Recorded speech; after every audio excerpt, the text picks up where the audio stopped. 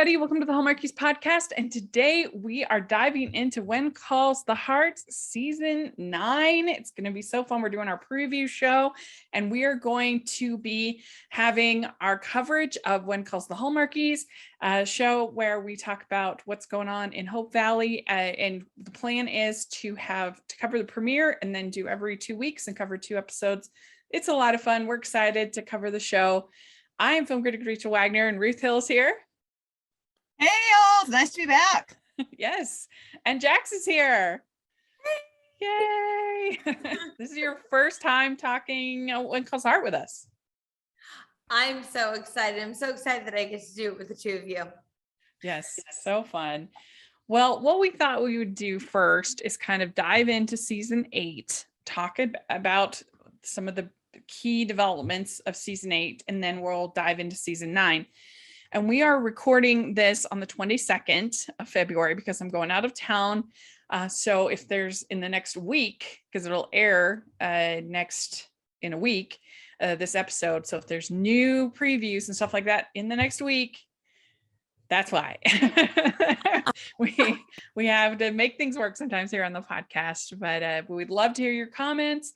And we'd love to hear your comments here or on Twitter. So just let us know if you've heard anything new, any new good When Calls the Heart gossip going on. We'd love to hear it. So, all right. Well, I guess we should say overall, Jax, how did you feel about season 8? Did you think it was a pretty good season or not your favorite? I liked it a lot. I thought it was a really strong season. I know that it was a bit of a divisive ending for some people. I personally am Ruth's face, which is awesome. She's like, yes, it was. And I understand the wide array of feelings. I love that people feel so passionately about this show, which I think is such a testament to the fact that not only is it a really great show, but there's a really engaged fan base, the Hearties, of which I'm a proud Heartie. But I'm very intrigued to see not only where things go with Elizabeth and Lucas, but I'm very invested in a lot of the storylines that we're going to get to see unfold. Yeah, what about you, Ruth? What do you think of season 8? I truly enjoyed season 8. I mean, for me, the only complaint I had, and this is just because I'm biased, is that Dr. Carson was not involved in it more, because probably most of you know that I work for the actor that's played Dr. Carson, so I kind of have a soft spot for that character. But that was just a minor thing, and I understood, where they were going, and in some ways I understand what they were doing, so it's okay, it's perfectly fine. But I was not upset. In fact, I don't even know how surprised I was at the ending. I don't know. The weird thing is I was Team Lucas before it was cool to be Team Lucas. Like, nobody wanted to be Team Lucas, because I love Chris. I had made such a connection with Chris, and seeing him get such a significant role like that, I loved it. And I loved that he was like a bad boy, like we didn't know anything. So I loved him, and I love Kevin. I don't as Nathan, but I'm not one that I'm invested in the show, and I love it, and I love all the different storylines. But I'm not one that's going to sit there and say, really, you did that? I'm never going to watch the show again. I don't know if I've ever done that with a show. The only time I've done the show, something like that, is if it becomes gruesome or like so outlandish that I can't handle it. And When Calls the Heart is still When Calls the Heart, no matter what. Now, for me, I am glad they picked Lucas. I think that I always say I'm team good TV, and I think that Lucas makes better TV than Nathan, not because of anything to do with Kevin McGarry, who I love. He is so great, and we just started covering him on Heartland in our Talking Heartland show. We're just at his seasons, and he's so great in whatever he does, whether it's here or on Heartland or in a movie or whatever. He's great, and he's so handsome. that I think I'm a fan, but I just feel like that for Elizabeth, Lucas makes better TV because he's more challenging, he's more different. He's going to stretch her. We've already had the Mountie romance, and I get it, they're not exactly the same, but definitely Lucas is more different than there's almost nothing similar except for being handsome between Jack and Lucas, where there was more similarities between Jack and Nathan. And so I don't know, I just feel like it makes for more interesting storytelling. So that's what I'm a fan of. Do I think that they told the story as well as they could have? Not really. I think that they were a bit clumsy in some of the scripts, and they definitely did some things that would make it seem like, why is she not picking Nathan? Like that we're leading people to kind of, so I understand why people were upset, maybe not as upset as they got, but I get it, that because scenes like when Elizabeth has to hold the hands of her beloved, that whole scene where she's blindfolded and then she ends up holding Nathan's hand, scenes like that, what were they doing with that scene? So I think that the storytelling could have been better, but I still am glad, and it makes me kind of look forward to season 9, because the other thing that I always said about Lucas is that Lucas actually courted Elizabeth. Nathan never did. They never even had a meal together. They had almost no intimate conversations together.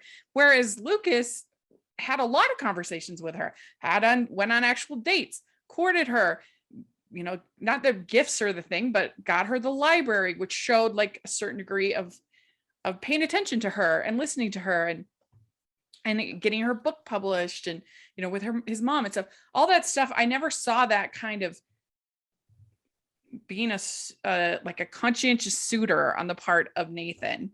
And so I don't think it's totally crazy that she would pick the person who actually kind of wanted to be with her, as opposed to the one who, I don't know, who was just very, very, very hesitant to like even have a meal together. What do you think about that, Jax? Well, this is just piggybacking off exactly what you said, which is, I remember saying this in the midst of season 9, when everyone was waiting for the last episode for her decision. I said, she told us her decision half a season ago. She said, I'm dating Lucas. She's been dating Lucas. Like, that was my whole thing of, because, and this isn't just the Hallmark world or When Calls the Heart, this is rom-com genre in general, romance. We're looking for that thing where they say they want one thing, but they flip it. But that's almost what I found refreshing about this, is that she told us she was dating him. They were dating. Did she have chemistry with Nathan? Yes. Did she have feelings for Nathan? Yes. But guess what? There's a lot of people in my life that I've had feelings for or chemistry with that I was not supposed to be with, or that I didn't choose to be with / they chose not to be with me. So Yeah.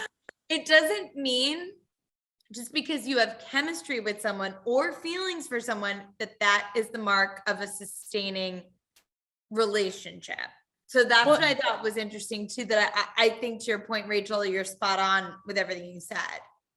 Well, and most of the conversations that they had together were about Allie, not about their relationship or their, I mean, aside from the incident with the revelation about him and Jack, there wasn't a ton of time that they spent just talking about their lives, and aside from Allie, that was kind of the big connection. And you really need more than just be co-parenting. Like, you need to have a relationship, just the two of you. But what do you think about that, Ruth? Yeah, so I think that you make a really valid point, because I don't know, I always struggled to see her with Nathan. I mean, it seemed like so many times they were writing the story that way. You felt like you were being led down that path, and that's fine.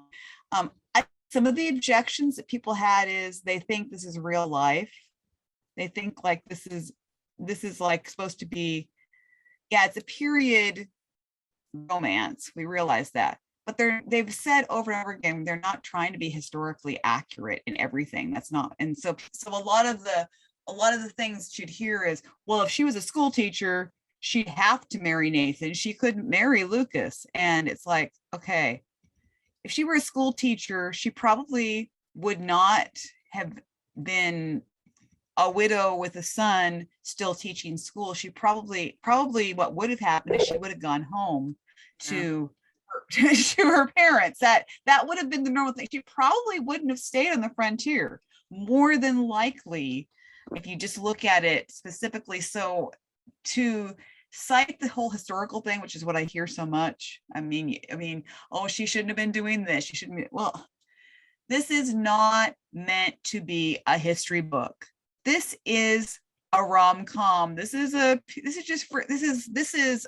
I'll never forget how there was a Hallmark actor that guest starred, Daryl Shuttleworth, as a matter of fact, and he goes way back. He was one of the bad Mounties back towards early on the seasons, and he said that he saw When Calls the Heart as like a Hallmark card, like what you'd see with a Hallmark card. It's not meant to be real life. It's meant to be, this is a Hallmark card retelling of the story. So I always thought that was kind of a neat way to view it. So yeah, I agree. I have a couple thoughts. First of all, you're talking about a show that just ignored World War One. So like if they ignore some like dating rules of the time, I mean, come on, give me a break. But then also the people put this show as if it's a faith-based show, and it's not. They have not had a pastor in Hope Valley since what, season 4? Long time. They don't have characters praying. They had a little bit more last year, actually. I mean, it's in season 8.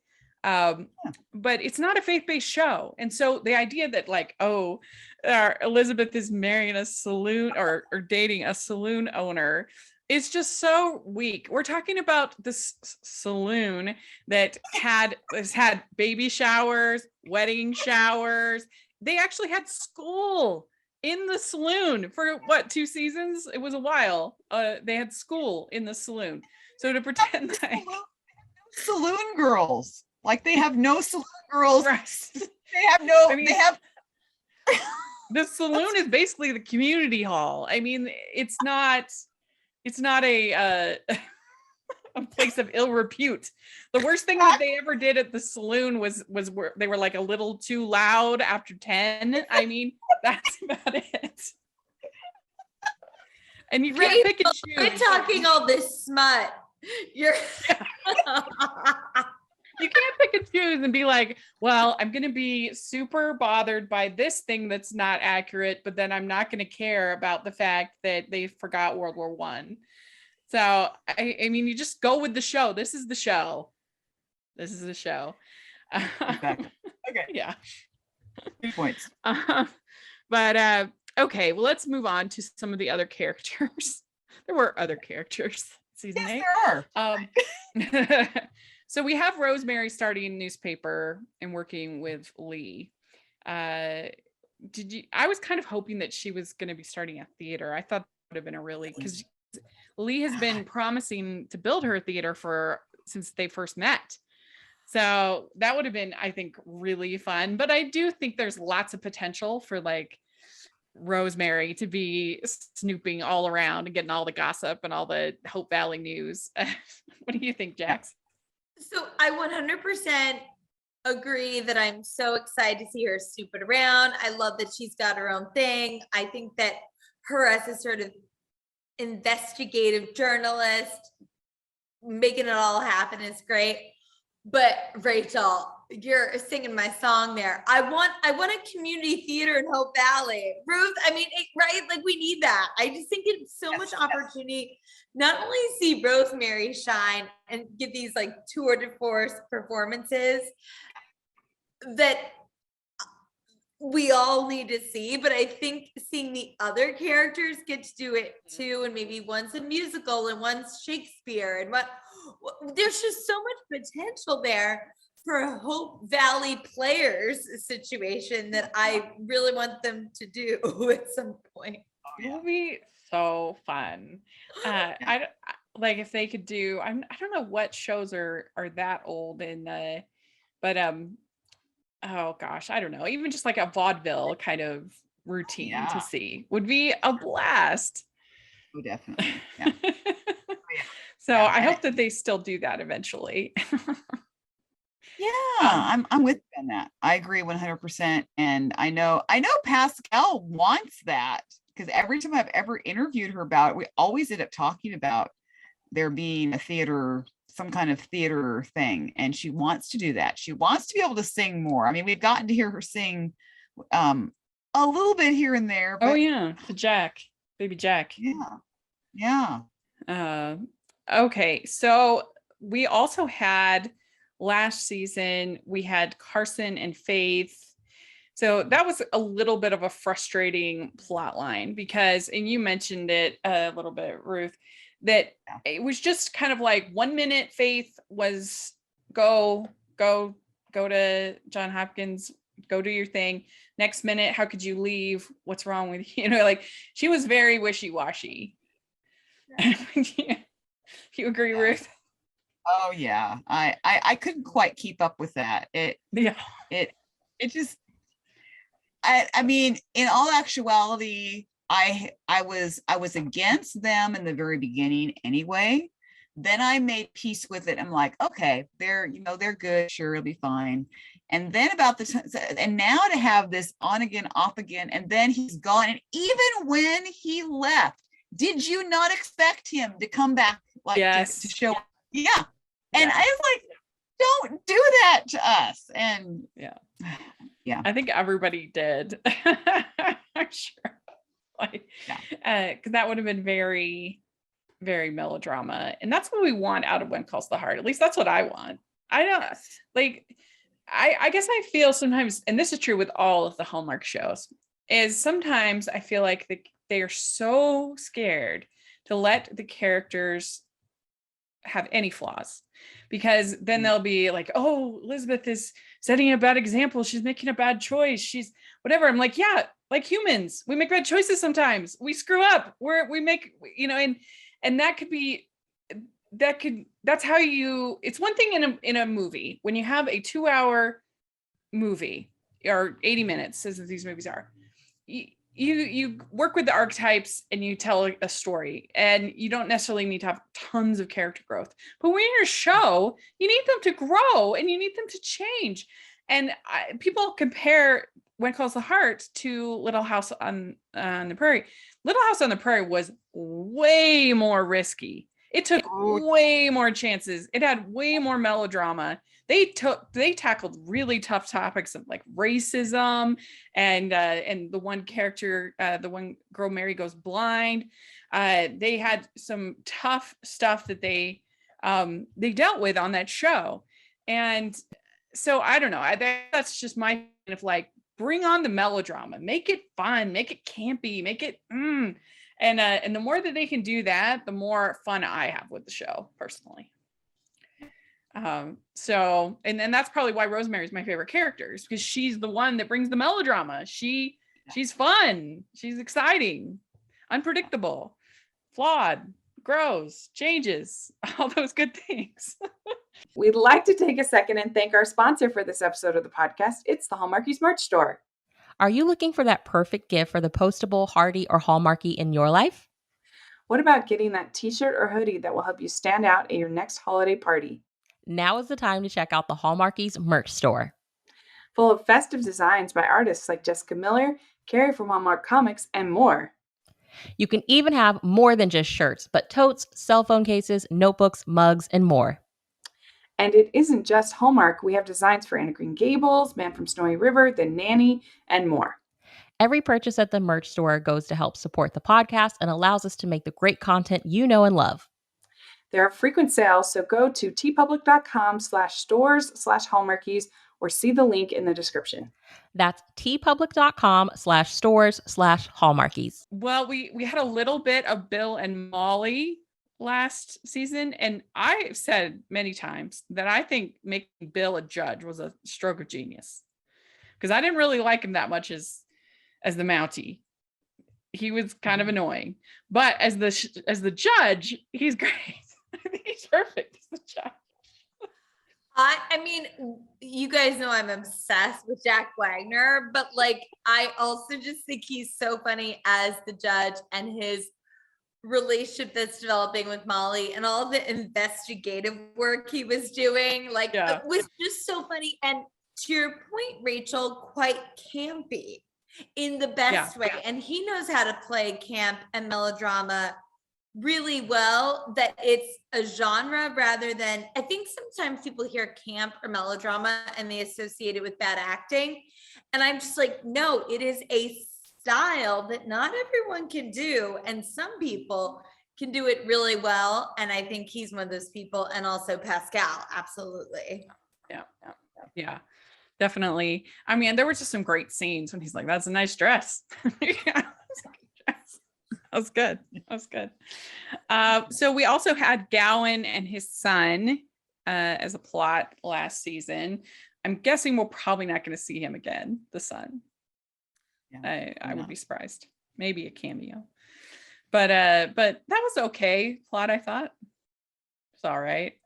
And then he leaves, and we definitely get the hint that he's going to find Abigail. But I would be surprised if we see Abigail this season, because of when Lori Loughlin was guesting on When Hope Calls on GAC, Hallmark put out a statement like, we're not working with her. This is not associated with us in any way. And I think if they had some plans for her to be in this season, they would not have done that. Yeah, I agree. Yeah. So I think people that are hoping for that. I mean, and I don't know if they did that to just, maybe they wanted to tease the When Hope Calls thing, or I have no idea why they did that. But anyway, they did. Oh, you mean why they felt it necessary to be like, it's not us? Well, no, but why they felt a need to tease that, oh, he's going to find Abigail. Oh, yeah. I didn't know either. Ruth, do you have any idea? I'm very curious. I don't understand that either, because I really thought that maybe Hallmark was letting up and was going to possibly, I mean, I did have that thought, but I don't know. I just don't know.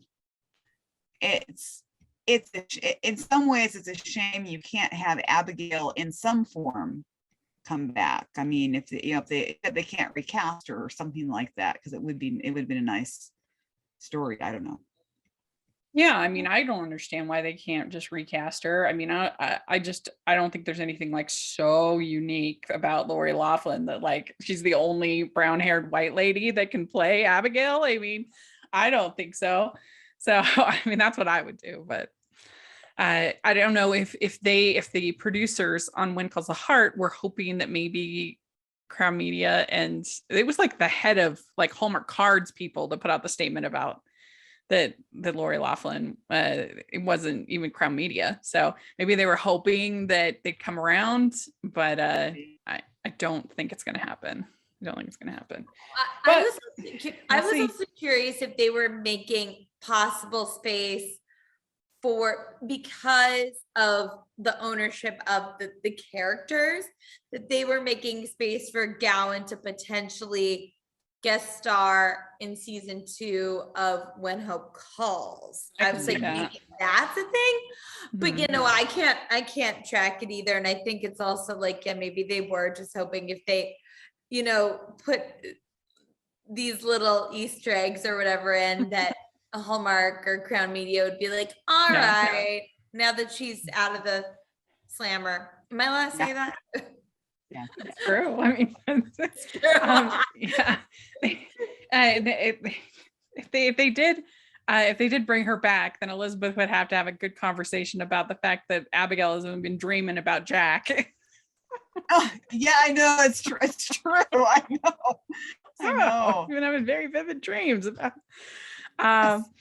Anyway, so season 8, Jesse and Clara, they had a lot of challenges in their marriage, which I actually in general thought was pretty refreshing, because I don't see enough kind of dynamic characters sometimes on this show, and this was characters that were actually making flawed decisions. And I was a little bit confused about why I felt like they were wanting Jesse to, they were wanting Clara to sort of apologize to Jesse when it was Jesse who would spoiled all of their money, wasted all of their money. Like, if anything, I felt like he was the one that needed to repair the damage to Clara. But I still overall liked the storyline through the season on the two of them, and we're not going to see them in season 9, which makes me a little sad. And it makes me sad too. I know. Yeah. I think, speaking to the apology thing, I think it goes back to Clara was holding a lot of bitterness and resentment against Jesse, and so it's not so much that she had to go that she needed to apologize to him, but she needed to let go of that. And sometimes, well, I can speak, speaking as one who was married, and I had to come to a point even after the divorce where I called my ex, and I did apologize, although he really caused the pain and suffering. I was able to say, I'm sorry for my part in it. They were small, because it does, if you're treated a certain way, you probably are going to act out in anger. I know I did. There were things that I said and did that contributed to the end of the marriage. While most of it is on him, I will say that there was some on me. And when you actually can say, I'm sorry for those things, and then you're able to release that anger and bitterness. So I think that it may not have always been handled exactly the right way. It's hard to handle those really complex issues during a TV show, but that's the way I took it, and because I could kind of understand. So I don't think that really had to apologize for all the pain and suffering she inflicted, but she treated him coldly or said some things that in anger, and she was just saying she's sorry for those, and then hopefully in doing that, there can be a reconciliation. And then there was. What about you, You're Jax? a very highly evolved human being. Like, good for you for being able to be like that. I'm like, that's my girl. Yeah. Well, all right. So let's keep going. Okay. So then we had Flo and Ned and their wedding, which was the highlight of the season, in my opinion. They were so cute.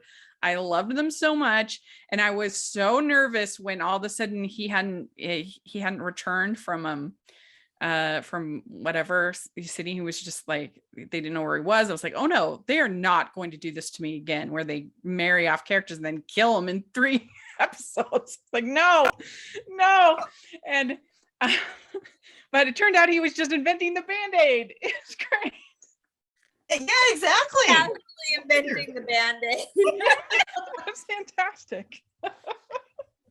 I loved it. I loved their wedding. It was so cute. I can't wait to see what else he invents. This is when you were talking earlier about playing a little fast and loose with history. I love things like this, like Ned inventing the Band-Aid, or like when Rosemary talks about how she gave Charlie Chaplin acting advice. Like, this is what I want more of in When Calls the Heart. Yeah. It tickles me to no end. I agree.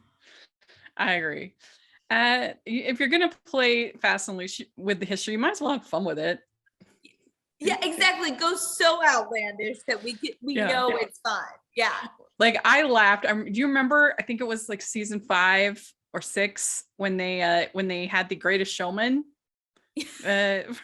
Was coming to town. I was like, we need more of that. More really strange product placement in When Calls the Heart. That was great. Okay, then the last from season 8 we're going to talk about is the Canfields. So that was a a new addition, and overall pretty positive. At first I was a little bit like on team school inspector, not on team Elizabeth, because she doesn't have the skills to be teaching this girl, this blind, like you have to know how to read Braille, and you have to know how to, like, it's a special skill. And just because you love someone doesn't mean you have those skills. And so I was like, yeah, he's right. She's wrong. But I have to say, I mean, I think you'd have to be made of stone to not basically let go of all those feelings when they do like the town gathers and they go for like door to door, and they all in support of I forget her name, the little Canfield daughter. It was very sweet, the ending. And it was nice because it was one of the only long segments with the kids that we got all season. So yeah. How do you feel, Jax, about the Canfields? Well, just to say, first of all, that when I was listening to your recaps last year and you said you were team school inspector, I was on the floor laughing the first time I heard you say that. Because I thought not only was it a very interesting perspective and made a lot of sense, but I also just thought it was really funny when everyone's talking about their team, Nathan and team Lucas. We had Rachel saying she was team school inspector. So I just want to say that. But as far as the Canfields, I really love them as a family unit, but also how they're interacting with the rest of the town. And when we talked about earlier how there hasn't been a pastor in Hope Valley for a long time, I thought one of the most beautiful scenes of the whole season was when Joseph, who I just love, Viv Leacock, was talking about the bench and marriage and the whole balance of like what holds a marriage together and that connection. I just thought it's a beautiful thing if you're coming from a faith-based perspective, but even if you're not, I think that if you're in a relationship and even if you both aren't religious or you believe different things, there does have to be something that's bigger than yourselves holding you together. And that could be anything. That could just be shared love of things that you do, or a family, friends, connection, pets, kids, whatever. But I do think that there's something that is even bigger than yourselves that holds you together. So I thought a lot of that was really beautiful with them last season. Yeah, I liked that a lot too. And I also liked his conversations with Lee about Lee's faith and him struggling. Like, I thought that was a good moment for Kevin Smith as far as his acting. And we got to know him. I didn't know that, or I'd forgotten if we'd heard that about Lee.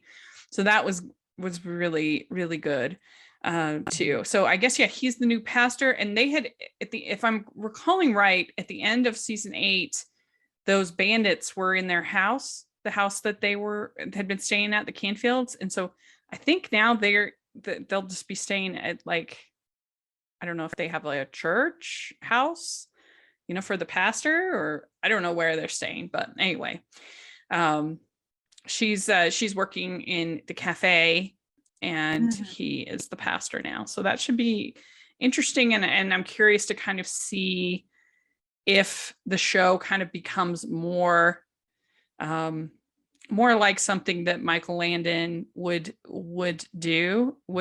produce, that kind of faith-based show. If we get some more of that, because we definitely had more in season 8 than we'd ever had before. It's since at least season 2, that's for sure. And so that will be interesting to watch. We'd like to take a second from this episode of the podcast to celebrate our sponsor of this episode, and that is the Hallmarkies Patreon. Do you love Hallmarkies podcast? Do you want an inside scoop into what happens on the podcast?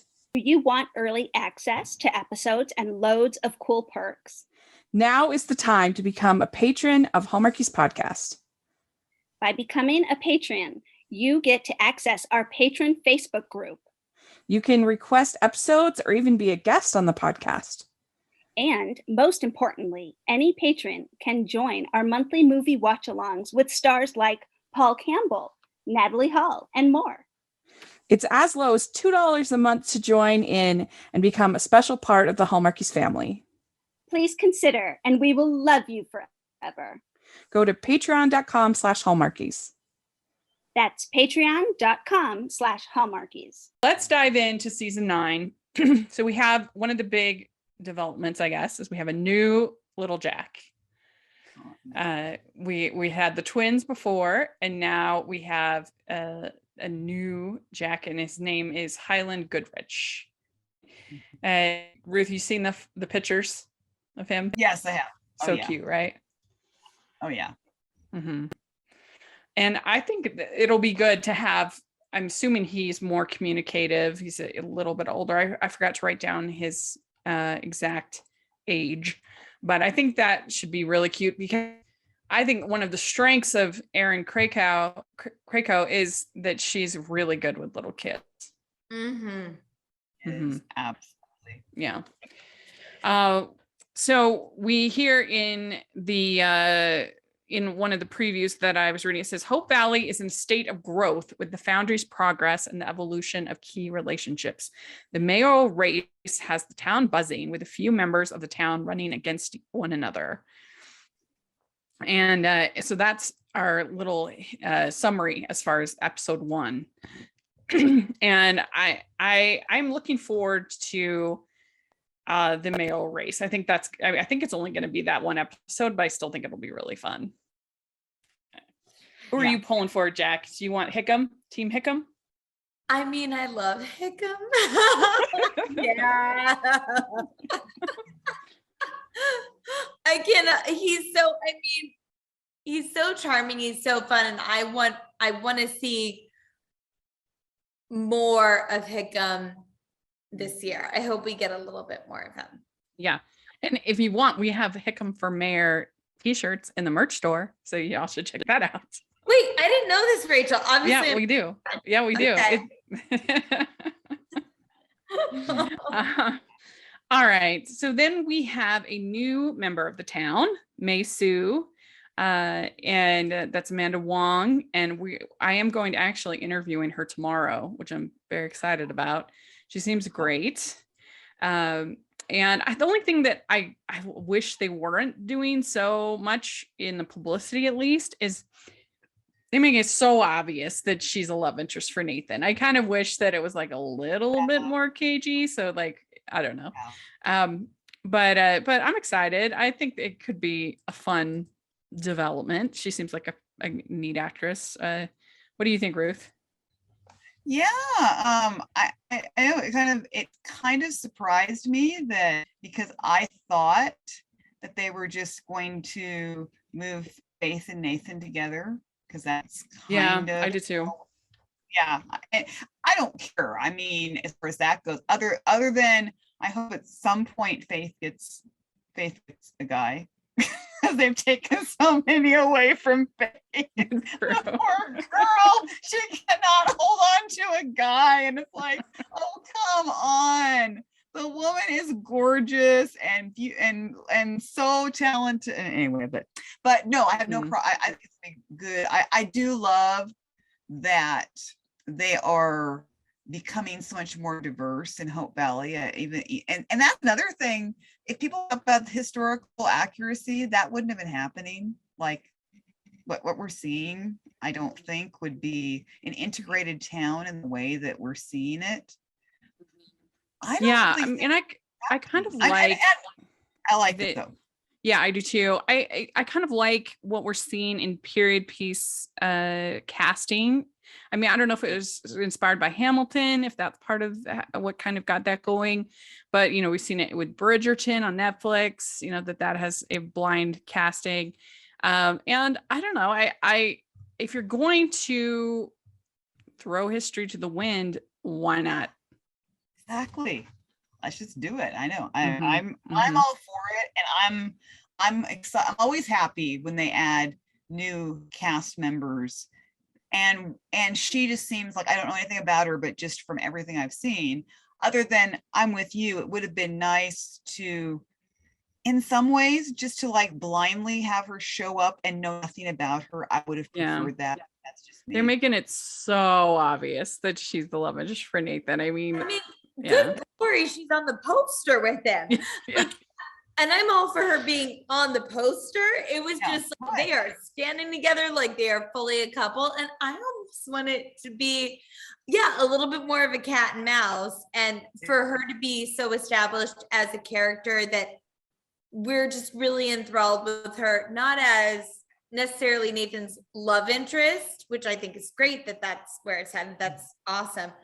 But that we're just so invested in her journey independently, which I hope we'll get to see, because everything I've read about Amanda Wong as a human, she just seems, I mean, she's so accomplished and interesting. And I didn't realize you're interviewing her, Rachel. That's going to be awesome. We are going to have a ton of One Calls the Heart content. We have an Erin Krakow interview and Andrew books already in the books. So expect those coming and more coming.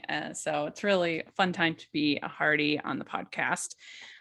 So we have some interesting things that we see in the little previews. They put up like 25 previews, little clips and stuff, and a while back. And first of all, we see they're having like a congratulations party for Elizabeth, some kind of, and I'm like, what is that? Maybe her book? I think it's the book. Yeah. Because then you also see in one of the clips, you see Lucas with a ring. So they are officially courting. We know that. And, courting is dating for marriage. So it'll be interesting to see how long, if that's like the cliffhanger maybe, or a mid-season finale or something like that. I could see them doing that. I hope they don't stretch it out like they did with Jack. That made me crazy. Yeah, well, you'd It was hope so long. Because that was too. Well, what is it? You have to have a wedding every season. Isn't that like a Hope Valley rule? Mm-hmm. Yeah. So let's make sure that Elizabeth, maybe at the end at least, would be nice. I mean, I think it'd be kind of cool, but I know they want to clip it. Well, they could still have a wedding and have a cliffhanger. I mean, my goodness, they could do all sorts of things, but. Well, speaking of controversies, what do we think about Nathan and his very suspect mustache? Oh my goodness. I'm sorry. Not even just the mustache. He has like a goatee. I'm like, what is this, 1997? Like, what is that? I don't know. My mom saw it and said, what is that? And then I've got other friends who, okay, I can say this because of the podcast where I am. So I have other friends that call it his porn mustache. I'm not joking. That's what I've been hearing. And I'm like, it's bad. Like I'm in general like ambivalent as far as beard versus no beard, which we have like so many in our group chat. We have tons of conversations about beard versus no beard, and people have very strong feelings about it. Except for me, I'm just like, whatever he feels like to do, it's okay, But but this mustache is where I draw the line. I'm gonna chime in with the very unpopular opinion that I know most people are not gonna relate to. It does remind me of Tom Selleck in like Magnum PI, which for me pushes a button that I like to have pushed, and I'll leave that. But I can see your point, and maybe I need to look at it differently when I see it and say, okay. Tom Selleck is on a very short list of men who can pull off the mustache and make it hot. Tom Selleck can pull it off, though. Oh, I do. I absolutely agree. Yeah. But I just don't know if we need Magnum PI in Hope Valley. I just don't know if that'll work. It's too much. Anyway, so we also have Gowan saying in one of the clips that I can't quite outrun my past. So, I mean, he was getting up to the point before the Abigail scandal where he was practically 100% redeemed by the show. And it was so obvious they were building it to have them be together, Mm. but now we're kind of, inching back a little bit. Yeah. For Gowan. I was worried about in last season just because I thought, are they doing like where he's gonna get sick or something? He seemed kind of frail in certain scenes, Yeah. like he was getting woozy and tired and all that. And Carson was concerned about him. So I was like, oh, are they gonna have him like die or something? Yeah, I think a lot of us were concerned. Yeah, I'm- maybe Gowan. Maybe Martin doesn't like doing 2 shows because I think isn't he on Riverdale? He's still in Riverdale. I'm sorry, I'm so behind on that show. I've never watched it. I just heard, but we also get I think it's in the in the first episode of the season, we have the big hot air balloon in Hope Valley. So, would you go in a hot air balloon, Jax? No, Rachel, I'm not going on. I can't even answer that question without feeling actively anxious. It scares the heck out of me. Would you guys do it? I would. I'd love to. I think someone could probably convince me, but I'm not normally scared of heights. It's the lack of stability that makes me more uncomfortable than the heights per se. It feels It doesn't feel. I'm afraid of heights, but it's not even that part that scares me either. It's that I'm like, I feel like I wouldn't want to stand in the balloon. I'd want to sit because I'm too scared. Ruth, are you like fearless when it comes to that stuff, or would you just overcome your fear? Oh yeah, I'm pretty fearless when it comes to that. I mean, I'd jump out of a plane if I had the opportunity. You're going skydiving and stuff like that. I do it all. I don't really get the opportunity to do it, but I was always the one that would go. Always got on roller coasters. I go and do. I just do.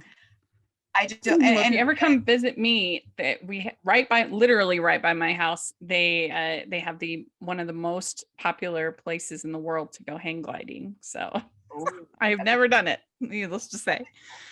But anyway, we have we got some teasing in some of these scenes that Bill is going to teach Nathan how to drive, and I'm all for that. And he did say, would you consider giving up that mustache? Yeah. Which was hilarious.